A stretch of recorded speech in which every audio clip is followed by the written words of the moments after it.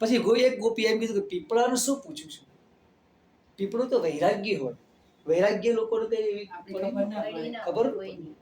પછી આગળ જતા ચમેલીને પૂછ્યું, મોગરાને પૂછ્યું, ચંપાને પૂછ્યું, તુલસીને પૂછ્યું કે તું તો ભગવાનના ચરણ કમળની પ્રિયા છે, તને તો ખબર જ હશે કે ભગવાન ક્યાં છે. એવી વિરહ વેદના કરતા કરતા આગળ વધ્યા. ભગવાન ક્યાંય મળ્યા નહીં. એટલે ભગવાને જે લીલાઓ કરી હતી એ લીલાઓનું અનુકરણ કરવા લાગી. એક ગોપી પૂતના બની, એક ગોપી એના સ્તનપાન કરે છે અને એના પ્રાણ ખેંચી લે છે. એક ગોપી દાવાનળ બની, એક ગોપી કે હું ગોવર્ધન ઉચકું છું. એવી રીતે ભગવાને જે લીલાઓ કરી હતી એ બધી લીલાઓ અનુકરણ કરતી કરતી આગળ વધી. આગળ વધતી હતી ત્યાં 4 પગલા દેખાયા. એમાં 2 ભગવાનના દેખાયા અને 2 રાધાજીના દેખાયા. આમ તો રાધાજીનું નામ અંદર છે જ નહીં, પણ એવી કલ્પના કરી છે કવિએ. આગળ વધ્યા તો ત્યાં મોગરો વેણી પડેલી જોઈ, વેણીના ફૂલ જોયા, રાધાજીના વાળ જોયા. એક ગોપી કહે કે જોયું? રાધાજીએ કહ્યું કે મારો ચોટલો વાળો. ભગવાને કેવો ચોટલો વાળ્યો છે, કેવી વેણી ગૂંથી છે, જ્યાં પડ્યા છે. આગળ વધ્યા તો 1-2 પગલા દેખાતા બંધ થયા, ફક્ત ભગવાનના જ પગલા દેખાયા અને એ પાછા રેતીની અંદર ઊંડા દેખાયા. એક ગોપીએ કલ્પના કરી કે જોયું?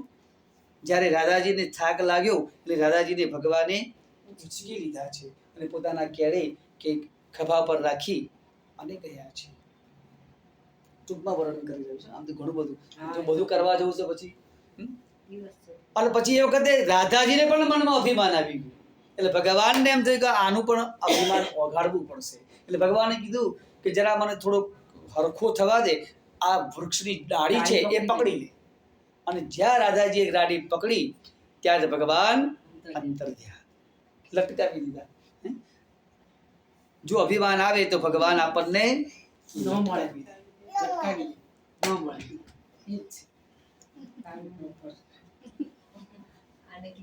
ભગવાનની ભક્તિ કરતા હોઈએ અને જો ભગવાનની ભક્તિ કરતા જો આપણને જે ભગવાન પત્ની આપે તે પત્ની રૂપી ડાળી છે, પતિ રૂપી ડાળી છે, રૂપિયા રૂપી ડાળી છે, પદવી રૂપી ડાળી છે.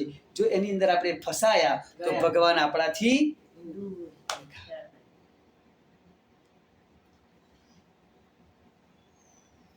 બધી ગોપીઓ આવી. વાહ, બહુ રાજી થઈ.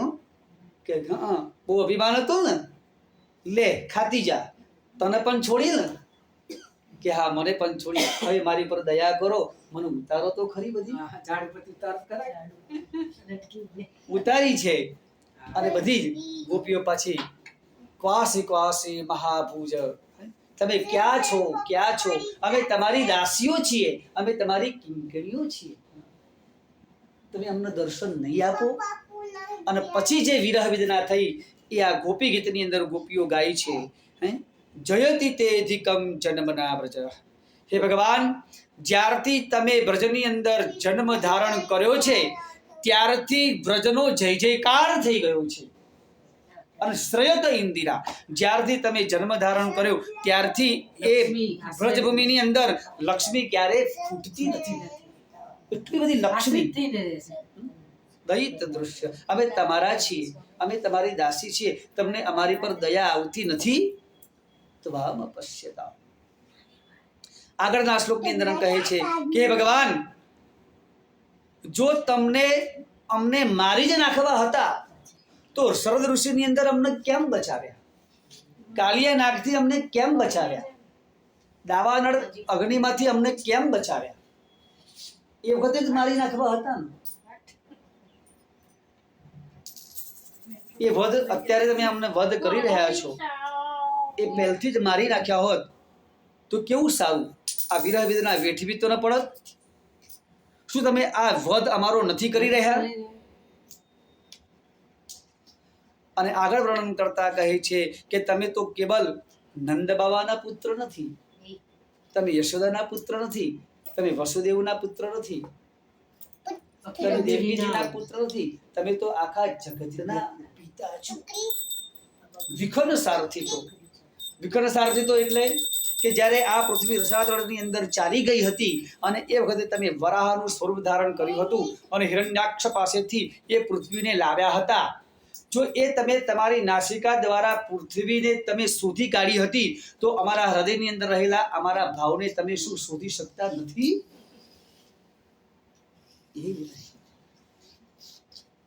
અંતરાત્મદ્રુપ, તમે તો અંતર્યામી છો, તો અમારા અંતરની અંદર રહેલા ભાવને શું આપ શોધી શકતા નથી?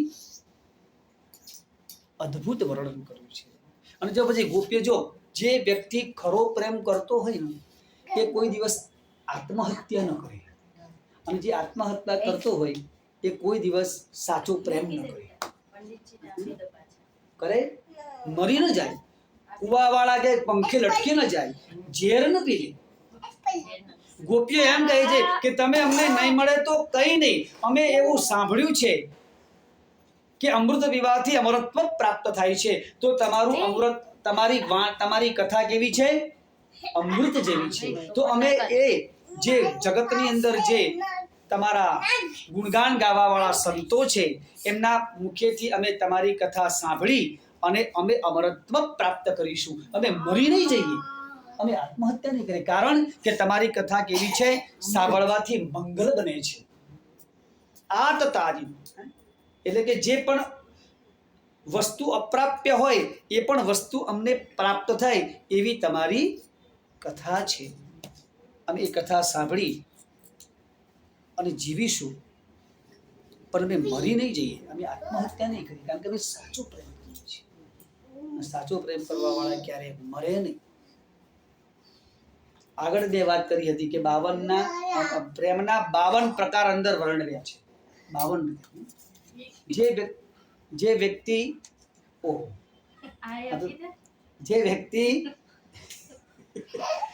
વ્યક્તિ પ્રેમની વ્યાખ્યા દાદાજી બહુ સરસ કરતા.